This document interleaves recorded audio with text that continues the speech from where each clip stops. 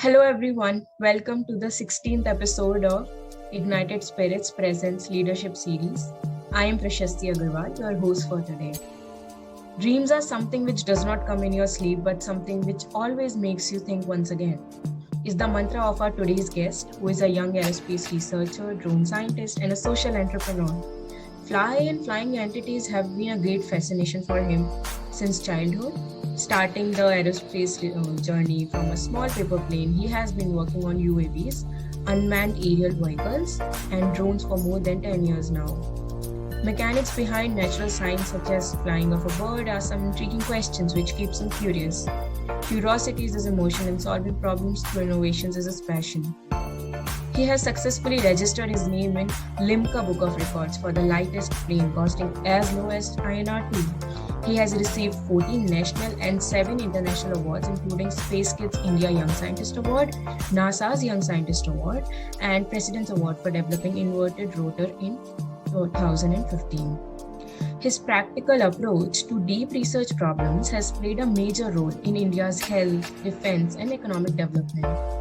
He has designed Hummingbird, a vertical takeoff landing drone for organ transportation with the great Indian cardiac surgeon Padma Shri awardee Dr. Devi Prasad Shetty. Among many of his theories, the aha, and haha effect is what describes him completely, which starts from questioning in awe and rejoicing in haha.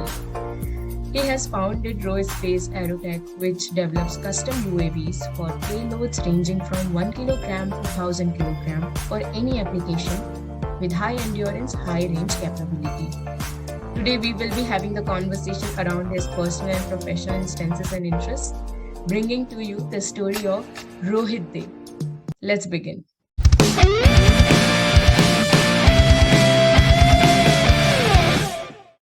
Welcome, Rohit. So, we are glad to have you here with us today. Since our team, Ignited Spirits, works to empower youth in whatever capacity we can, your research and innovation at such a young age inspire a lot of youth to dive into the field of UAVs more deeply. So, I hope after this conversation, they find it insightful. Definitely. So thank you firstly to Ignited Spirits for inviting me and giving this opportunity to share my insights and the journey that I have gone through to come to this kind of position and also exploring further. And I would be definitely happy to give out my insights and inspire some at least one person in this country who can come up to some level in their own perspective. So yes, definitely looking forward to it. Right. So, firstly, congratulations on your name in the Limca Book of Records for developing the lightest aeroplane. So, adding to this, my trivial question would be that what inspired you to develop such a different aeroplane when you can develop a more general, or I would say highly defined plane using more resources? Right. So the idea behind doing the lightest plane, of course, there are a lot of parameters. I just keep it very simple. In this generation or in the aviation industry, there are a lot of research that take place for larger planes, big size planes, powerful planes. But there, as of now, there is no literature or there is no research done for anything with light, weight. When I say lightweight, it's few grams. So at present in the world, we don't have any kind of wind tunnels where you test the airplanes basically or do a prototyping testing. So there are no wind tunnels or no theses or no research done for anything that flies with very minimal weight. So that is one inspiration that kind of clicked me to make the lightest plane. Of course, at in India, the first lightest plane was 3 grams, that what I made, and now the present lightest is 1.3 grams. I would be happy to I'm having this plane here. You can see this is the currently the lightest plane in the country, and it is self-sustaining, totally eco-friendly, made of balsa wood, and there is a special layer on the wing which is mylar. So it's 0.5 micron thickness, which is 5 times thinner than your hair. So that is the kind of texture you have. And this is a free flying bird where you just coil it with rubber band and you let it fly and it keeps flying. So the present endurance that I've got out of this bird is about 15 minutes. Currently, I'm trying to set a record for 30 minutes as well, which is a challenge, but definitely doable. And another thing for doing this plane is, I've seen a lot of people make, architecture on rice.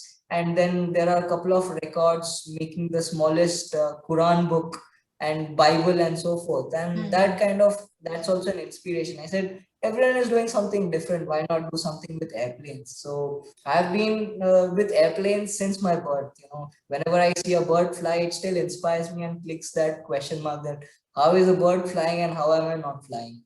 So I would say if I put it in that way, that's another inspiration to make something fly is a joy. Today if I still make a paper plane and fly it, it's a different kind of joy that I get. So that's how this innovation, or I would say this creation, has taken place. And just to give you a special idea about this plane as well. Currently, this plane costs only 5 rupees, but the way you fly it and the way you kind of put it out to the crowd is humongous. Today whenever you see any toy car which is on the ground and it's driving, and in the same way you take a small feather and you fly it, your eyes will catch the feather first, because anything flying makes you go like whoa. So a small 5 rupee plane can make a very big impact even in the education society today, teaching youngsters, showing them a small plane like this and flying it around. They will definitely get inspired and they'll definitely look forward to making it. So I would put it in that way. Yeah. Indeed, I mean, sky is a mystery and flying there is more fascinating. And Right. this Definitely. this aeroplane of yours is, I mean, personally, I am very fascinated about sustainable solutions. So I feel Thank it's you. too inspiring. So like you Thank you. mentioned, aviation industry. So in regard to industry, my next question would be your experience in UAV research industry as a researcher and as a professional both. I mean, if there are any different experiences or any loopholes which one observes only after joining the industry, or any solutions which you think would be there.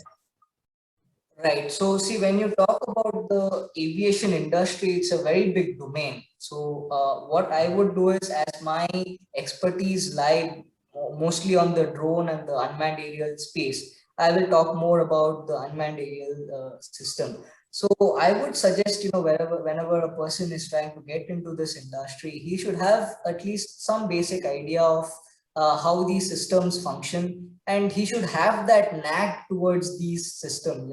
Sometimes what happens when you get into this industry and then that you're not able to do it, then it's definitely a drawback, I would say, even for the industry and also for a personal experience.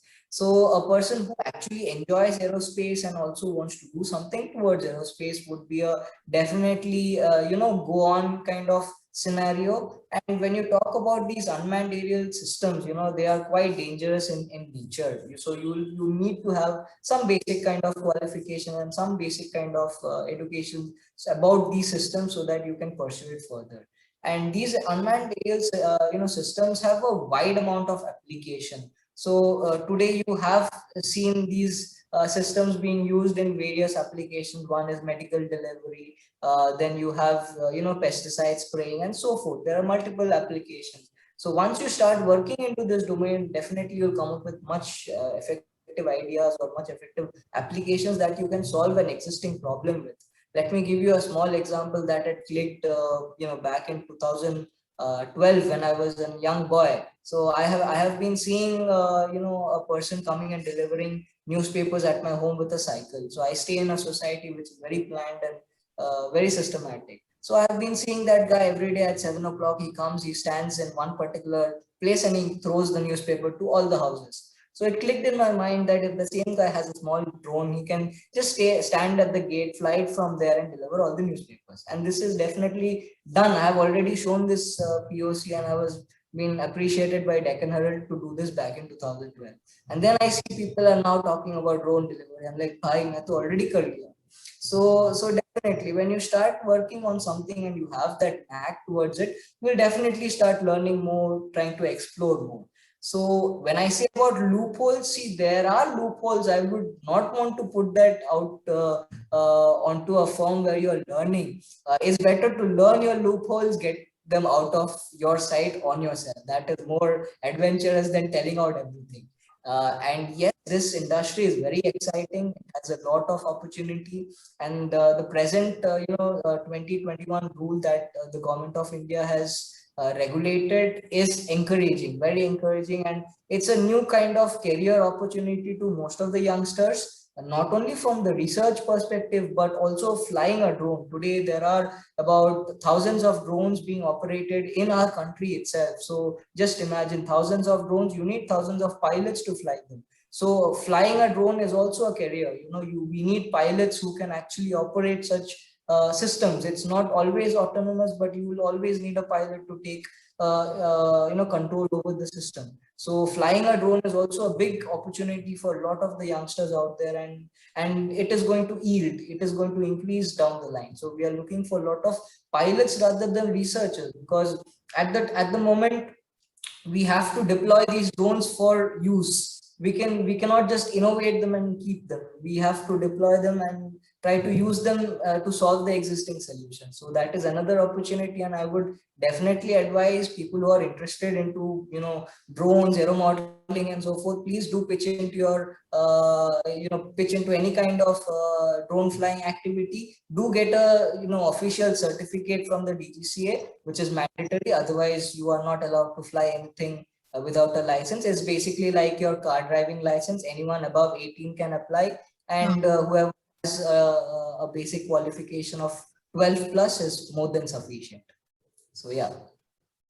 Yeah, I mean, after this, that the newspaper solution, and also the opportunity for those who likes flying the plane. So I think you're those who like making the paper plane and then flying it off. This might be an opportunity for you too. Definitely, definitely. Yeah. So also, like in one of your talks, you mentioned that you have worked with great Indian cardiac surgeon, Dr. Devi Prasad Shetty, in organ transplantation, which seems very convincing real world application. So what are your views on the use of UAV applications in the agricultural sector, as in listed challenges regarding data processing or limiting area coverages?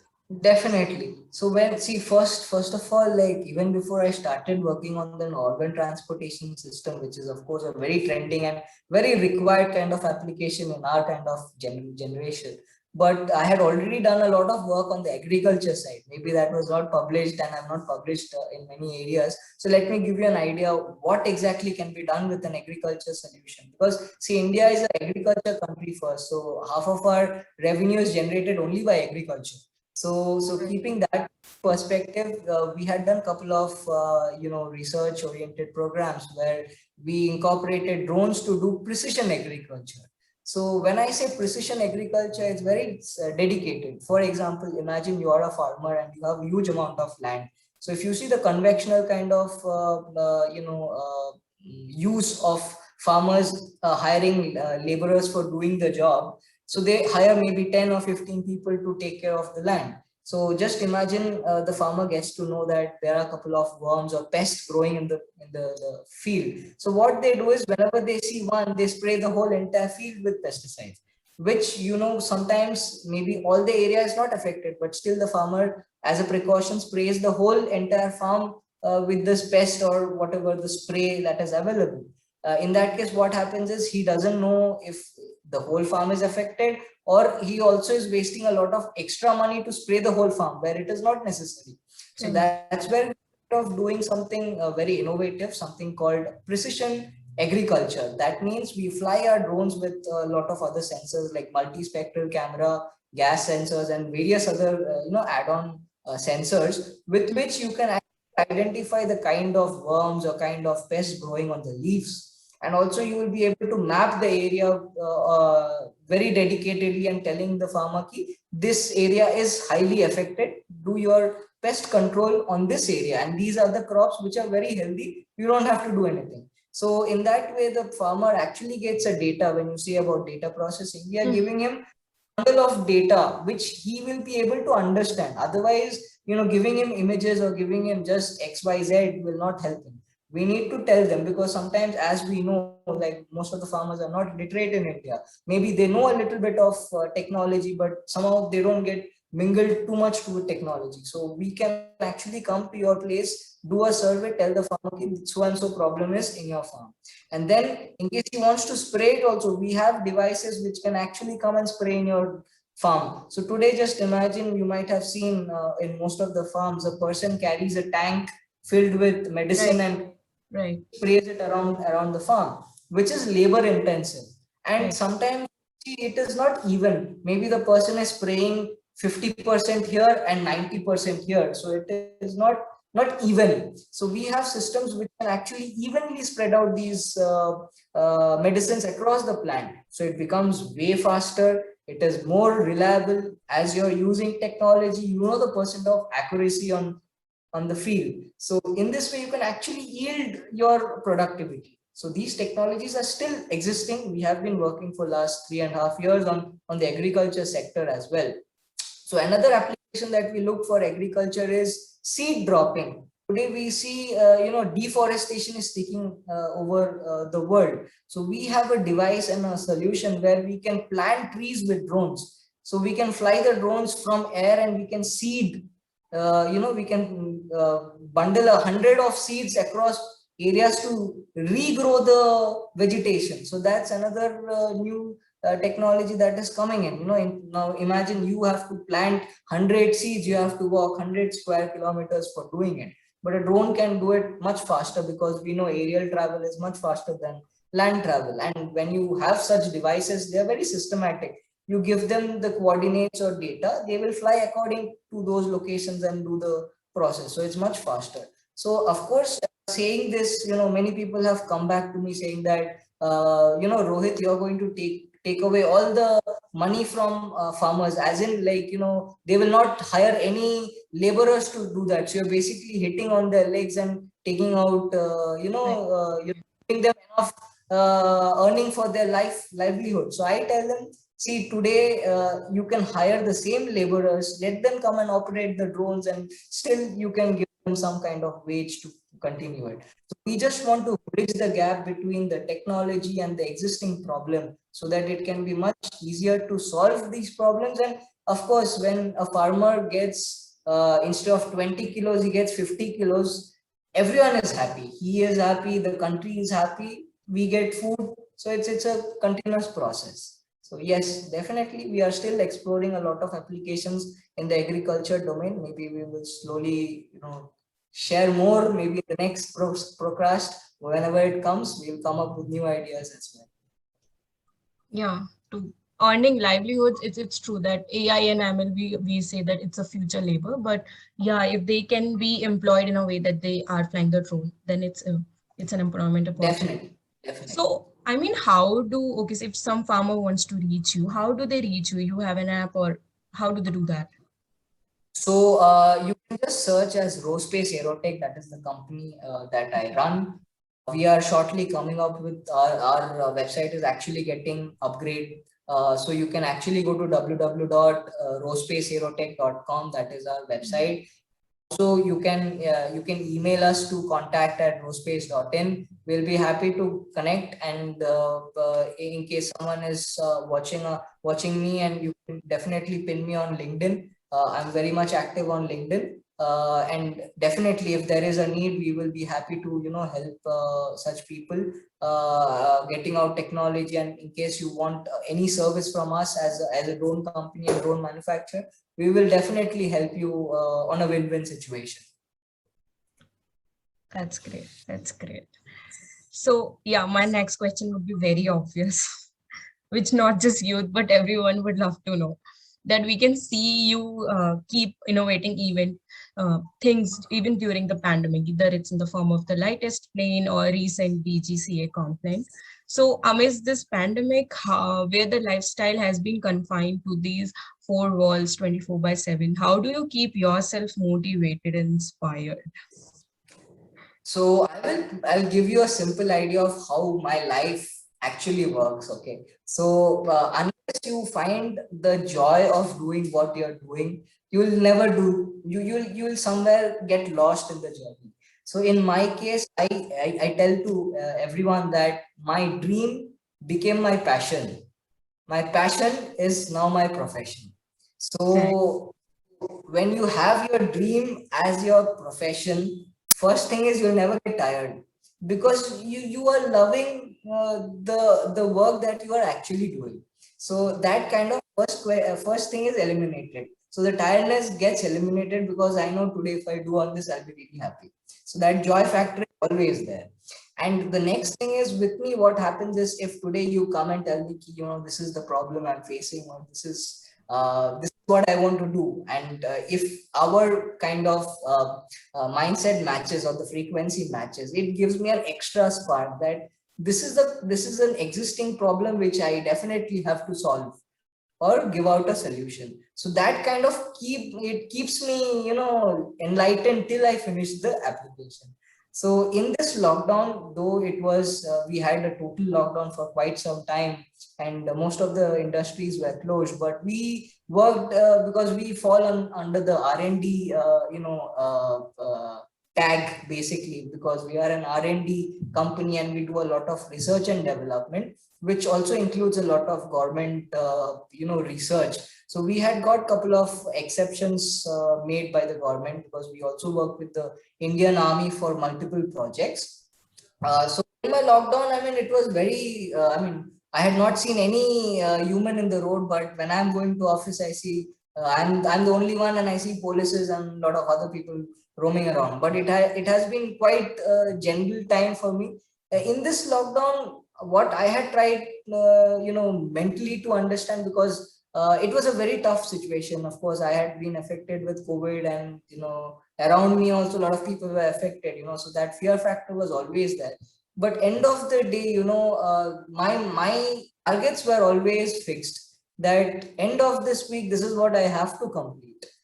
So what I would tell the audience is, always try to see 5 or 6 weeks ahead of you whenever you're planning something.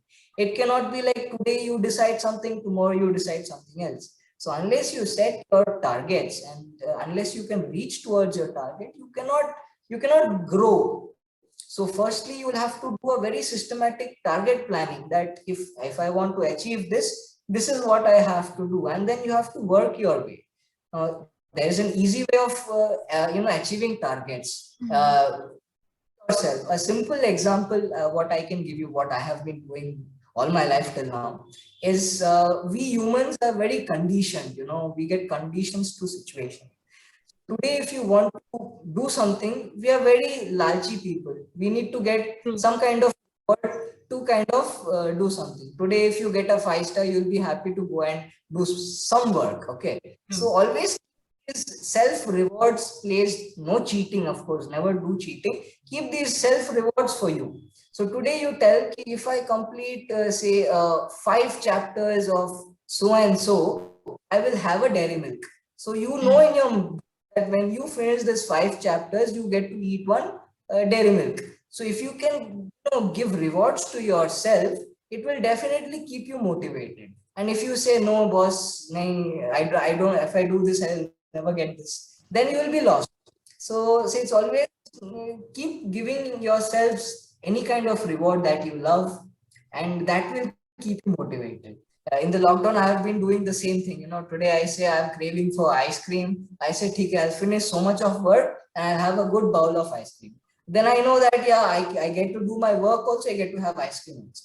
So if you can keep yourselves upgraded to this kind of scenario, it's a very good way of self-learning, self-exploring, and self-sustaining. You're not to any kind of thing.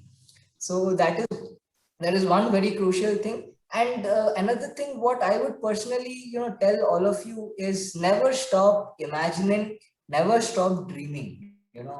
Some people say that dream is never a reality. But when you dream something and you work towards your dream, that will be definitely a reality.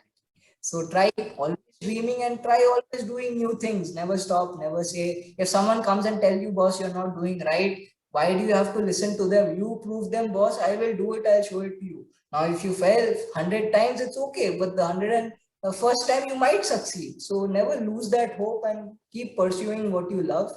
And when you love what you do, you will definitely be successful.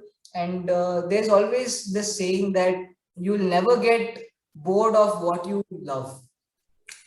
Today, if someone loves driving, you go and tell them ki, let's go for a drive, they'll be the first person, yes, I'll go, because they know that there's a joy behind that process. So always love what you do, and that will keep you pushing. So yeah.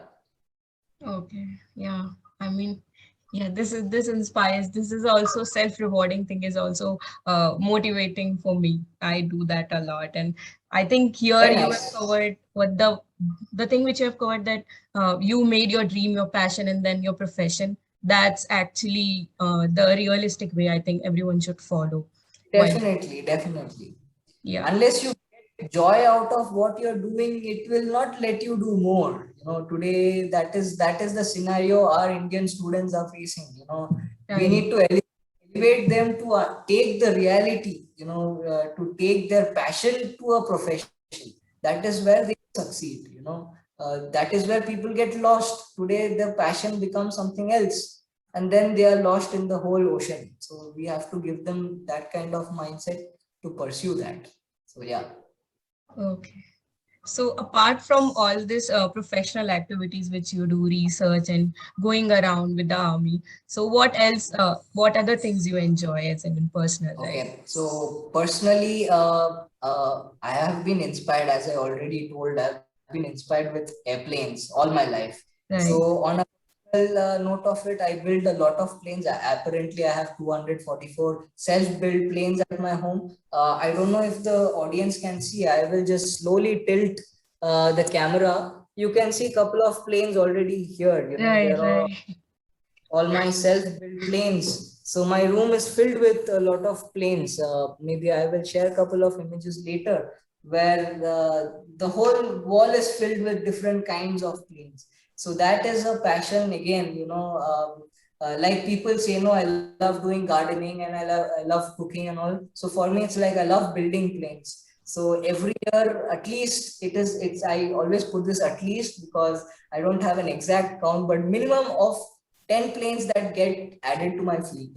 So and it's getting increased, and that's how and also I love flying planes, both manned and unmanned. So unmanned are basically remote control airplanes which are self-built. I don't purchase anything and fly them. It's basically self-constructed. So building is also an art. It's like you design first, you draw, and then you imagine how it will look, and then you put that perspective on a construction. That gives you a different level of joy. And then when you fly that, you're like, it's like and effect. So it'll give you a Right. next level kind of feeling. So I love flying unmanned planes as well. And on the side of manned planes, we do a lot of ultralight flying, which is basically a two-seater airplane flying, which Mhm. comes experimental category. So I love Right. flying because back then when I was very young, I always wanted to become a pilot because I Mm. was so with airplanes. But as I slowly started maturing and trying to understand what the thing is, I kind of got a thing that their work is basically like a bus driver. They basically take you from here to there. There's nothing different that you can do. So in my way, I want to do different. So back then when I was in US, we had to do a lot of testings, and for 2 3 projects that I had led there, that included flying planes, because then the instructor said, no, I will fly and get data for you. I said, if you do all the thing, I will not know what you're doing and it might be wrong. So that is where I learned flying planes also, because I wanted to get my own readings and understand it on all myself. So I learned flying there also. Of course, in Bangalore, we do a lot of flying of manned and unmanned airplanes. Generally, weekends is what I go fly. And on the other side, I've been working on the lightest plane. I'm trying to work on zero point 0.9 grams, that is less than a gram. Uh, Mhm. that is the next thing which is coming up. And there are other activities which I pursue. I love writing, and I also love a lot of painting. I do a lot of painting. So we are from a very cultural family, so we have a lot of culture in our family. So painting is one of it. I also play a lot of tabla and mouth organ. Okay. So like, music is also incorporated. So yeah, that's how my life is all like filled with things, and I'm still pursuing to know more and more. So yeah. So basically, your life is like you are into everything. Just this is See, just your wherever you find joy, you just have to go there, you know. You can't stop yourself. So the more you stop yourself, you're going like you're losing something. So the more you try to learn new things, you're already sorted. So yeah. right.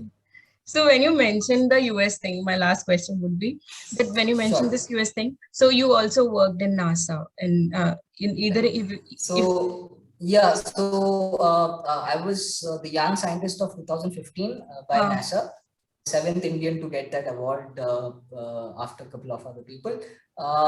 So one of my unique research was part of that competition, and that led me to work in Kennedy Space Center, which is basically NASA.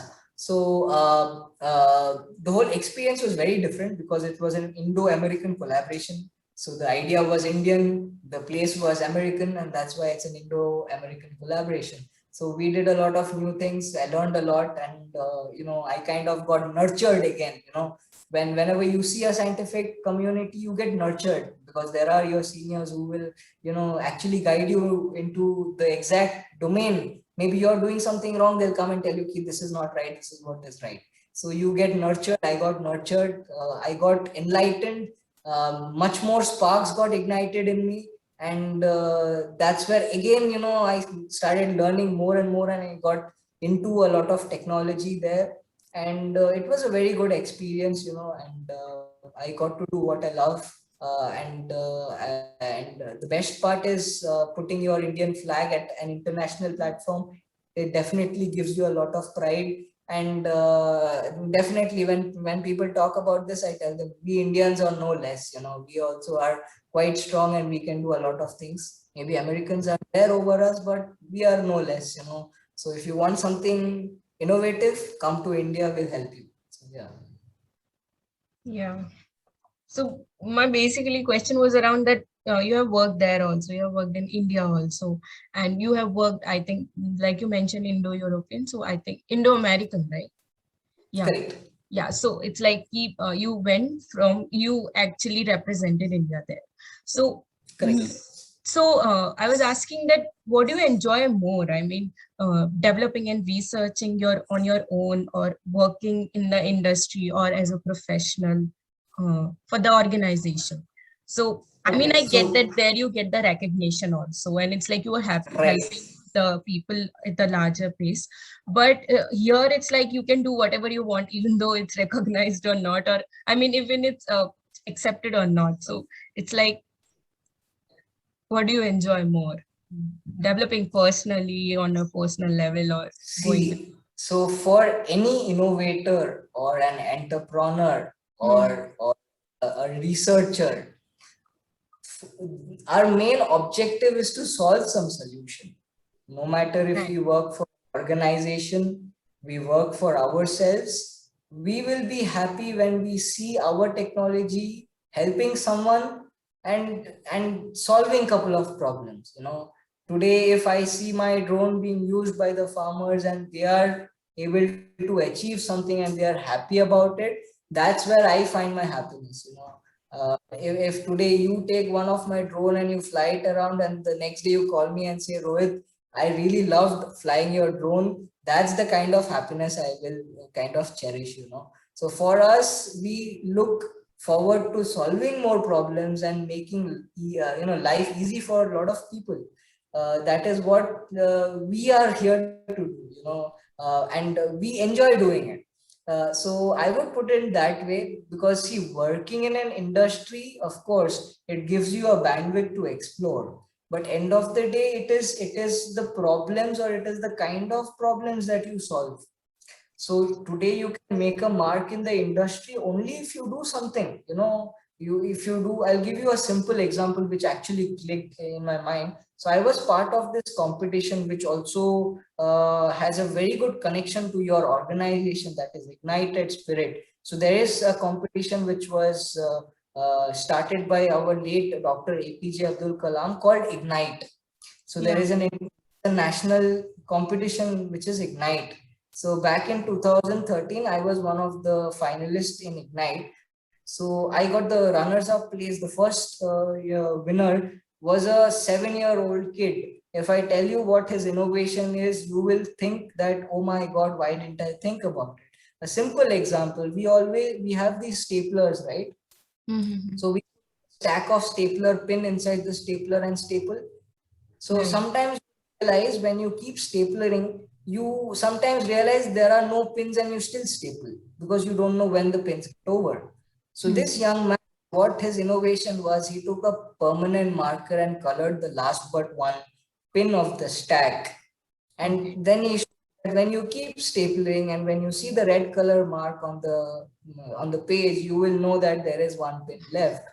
So now you tell me that if you can have such kind of solutions, which is cost effective, doesn't need research, doesn't need a degree, you don't need a PhD, but it's solving a problem. So this is innovation. You know, you don't have to be an industrialist, you don't have to be a billionaire, but you are solving a simple problem. So this is what is expected out of innovation, and this is how it should work. It should not depend on getting marks. I am getting cent%, I have a gold medal. It doesn't matter. The more amount of problems you solve, you make your life easy. That's all it is. And if you find the joy in that, it's an add-on. That's all. I think this every question of yours sums up how one can go for the innovation and how one can be motivated all the time. Your idea, definitely, pursuing your dream as your passion and profession, and also your idea behind doing everything just to find the solution of the problems. I think that's the main message to the youth who wants to innovate. Right. Yeah. So I think that's it from our side, and it was such a wonderful conversation. And I mean, it was a pleasure talking to you. Sorry. It was no, it's okay. It was personally also so insightful for me that because during lockdown, we just lost all the motivation to work and keep innovating. But I think after this, I think if after this you can't be motivated, I don't think so. What will make you work? Definitely, it's just that you need to find your joy in what you do. It will not be just technology. It can be a simple thing as writing a book or singing, dancing, anything. Find your joy and just walk towards it. That's it. You know, that's the simple idea to get your success. And that's what I would suggest everyone. And I'll be happy if you all take this advice, and then 10 years later you'll be like, "Ha, Rohit ne theek bola tha." So if you can come and tell me that, I'll be really happy. No, right. So it was such a pleasure having you. And to the audience, thank you everyone for tuning till the end. Don't forget to subscribe our channel for more inspiring stories and learnings. Stay safe and stay curious.